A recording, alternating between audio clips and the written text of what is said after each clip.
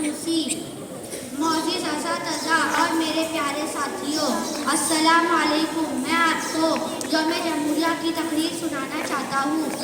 हर साल 26 जनवरी को हम यौम जमहूरिया मनाते हैं, क्योंकि 26 जनवरी सन 1950 में दस्तूर हिंद ने अपने सर पर अता की है। अब हम अपना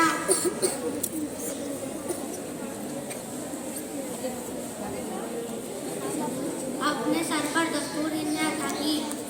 अब हम ग्राम पंचायत, म्यूनसिपालिटी, म्यूनसिपल कॉरपोरेशन के अलावा असेंबली और पार्लियामेंट के इंतखाब करते हैं। अब हम अपना हाकिम खुद चुनते हैं, जो कि दरहकीकत हाकिम नहीं कादिम होते हैं।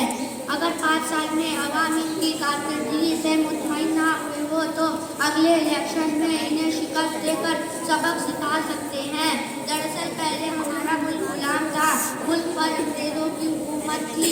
उससे पहले नवाबों, राजाओं और बादशाहों की हुकूमत हुआ करती थी। वो मनमानी करते थे, लेकिन अवाम को जवाबदार नहीं थे। लेकिन अब हुकूमत अवामी नुमाइंदा के हाथ होती है, जिन्हें अवाम चुनते हैं, और 5 साल के बाद इन्हें अवाम के पास वापस आना होता है।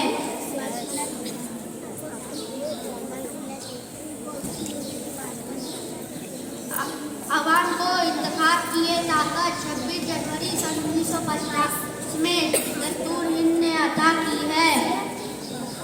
इसीलिए हर साल इस दिन हम भारतीय अवाम यौम जमहूरिया के तौर पर मनाते हैं। आज के दिन सरकारी इमारतों पर तिरंगा झंडा फहराया जाता है। लाल किले पर भी वजीर आजम झंडा फहराते हैं और लाल किले से कौम को खिताब करते हैं। मरकजी और रियासती हुकूमतें और मुकामी हुकूमतें मुख्तलिफ फलाही कामों का ऐलान करती है। हमारी स्कूल में यौम जमहूरिया बड़े ही धूमधाम से मनाया जाता है। सुबह नहा धोकर साफ कपड़े पहनकर स्कूल आते हैं। बच्चे कौमियत, जहती और हब्बुल वतनी के प्यारे प्यारे गीत गाते हैं। मेहमान मुकर्रर की बेहतरीन तकरीर होती है। बच्चे भी तकरीर करते हैं, इनामात तकसीम किए जाते हैं। रेडियो और टेलीविज़न पर भी कौमियत, जहती की गीत बजती है। टेलीविज़न पर कोई अच्छी सी फिल्म दिखाई जाती है।